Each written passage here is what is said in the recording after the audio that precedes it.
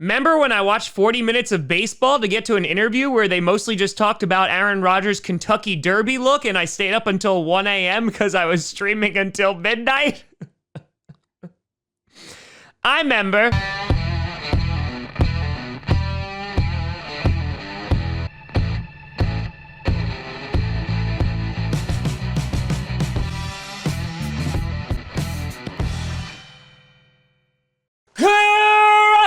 Packer Nation, welcome to an episode of Packcast, the podcast where you don't have to be a Packers fan, but it sure does help. I'm your host, Tom. I just want to make a video not about Aaron Rodgers, Grossi, and today we're going to be making a video about Aaron Rodgers. It just never ends. It never ends because last night, Aaron Rodgers, in a highly anticipated interview, appeared on ESPN on SportsCenter, more specifically on Kenny Mayne's final episode with ESPN.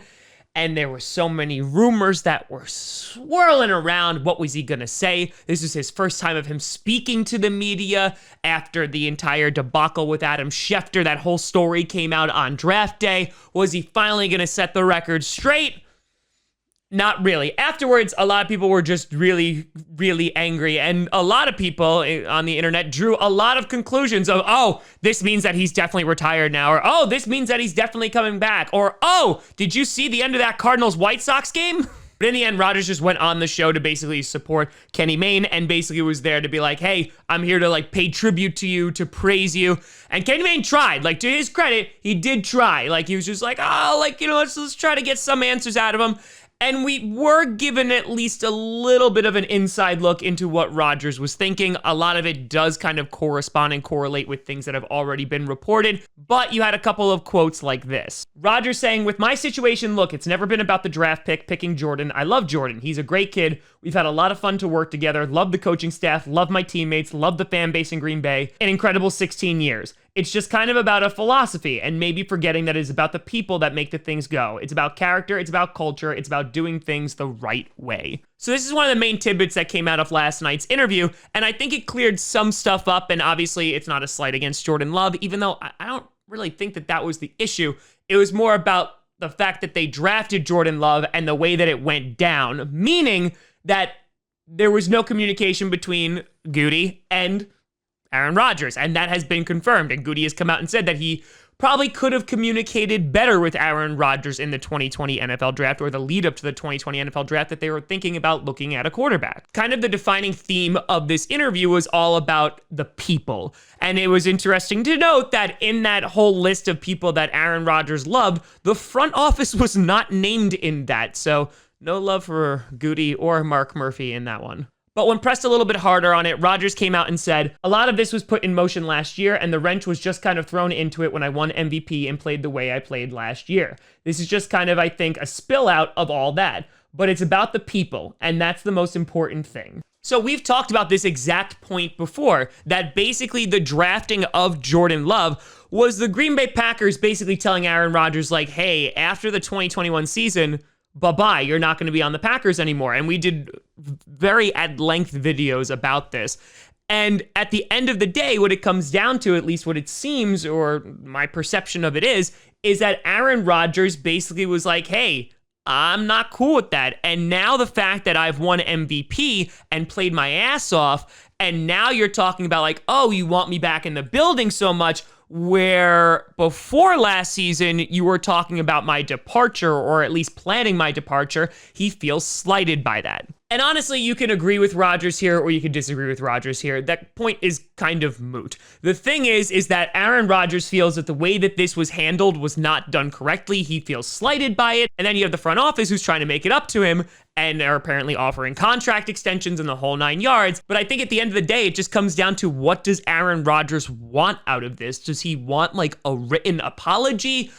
Does he want a long-term contract that is going to keep him in Green Bay and demonstrate, not just through words, but through action, the Packers' commitment to him? Because there's a part of me that like kind of doesn't fully believe this when he's saying it's not about Jordan Love. I have no doubt that he has no issues with Jordan Love. But you can't tell me it's not about the draft pick, because at the end of the day, if you are telling the Packers, hey, I want you to commit to me for guaranteed at least another 2, 3, whatever years, because the guy's still under contract for 3 years, what happens to Jordan Love then? I mean, if we're talking about like the people, I mean, your teammates, including the guy you're saying who isn't the issue, like, they're part of it.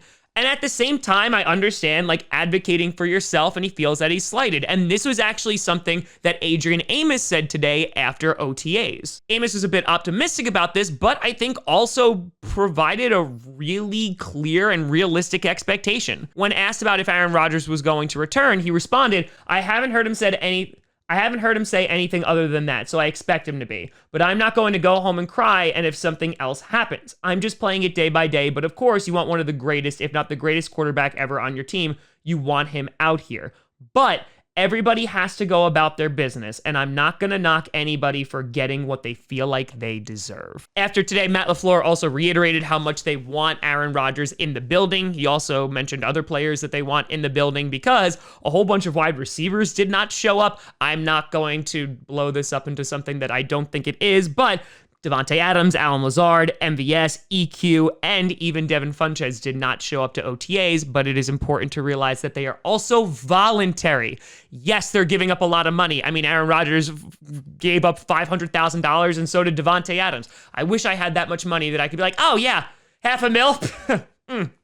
It's fine, I don't need that. And so right now we're kind of in the same holding pattern in which Aaron Rodgers could have went on TV last night and announced his retirement, could have demanded a trade, and also could have reiterated that he wants to stay with the Packers. He said none of that stuff. He just said that he loved all these people, but he didn't say anything else. And I'll reiterate something that I said last night. Neither one of the sides talking about the team or Aaron Rodgers wanted this to come out, because the only reason it came out was because of Adam Schefter. So Aaron Rodgers didn't leak any of this. The Packers didn't leak any of this, and now it's turned into a full-blown media circus that's going to carry us through the summer. Oh, God help me. So I can understand both sides wanting to keep this kind of private, but at this point, like, the cat is out of the bag. And so fans are just left here going, okay, cool, I guess we're just not going to know anything, which is anxiety-riddled and also a little infuriating. And so when it comes up to what is next, I think the next important dates is June 8th through June 10th, because that's when we go from voluntary to mandatory mini camps in which Aaron Rodgers has to participate, or at least is supposed to via contract. We talked about how he's going to be giving up almost $94,000 if he forgoes that, but I think that that will speak a lot more volumes than missing voluntary OTAs like 10 other players also have. And one final thing of note that I thought was also important, Aaron Jones spoke to the media today and was asked if he ever had a conversation with Aaron Rodgers about if he was going to stay or go, and if that had any influence on his decision to Green Bay. And Aaron Jones responded that no, he never had that conversation, and two, it really wouldn't have made a difference because he loves Green Bay so much. So that also kind of disputes an earlier story in which they were saying like, oh, Aaron Rodgers is telling people that he's not going to come back, what have you. Considering how much he loves his teammates, I would think that that was a conversation he would have with Aaron Jones. So yeah, I think that was a little debunked too. And also, people will still play for the Packers regardless if Aaron Rodgers is there or not. And so today in OTAs, you saw a whole lot of Jordan Love. You're going to continue to see a whole lot of Jordan Love throughout the OTAs. The question is, who's going to be the main quarterback come mandatory minicamp? That's going to be the fun question. But let me know what you think down in the comments below.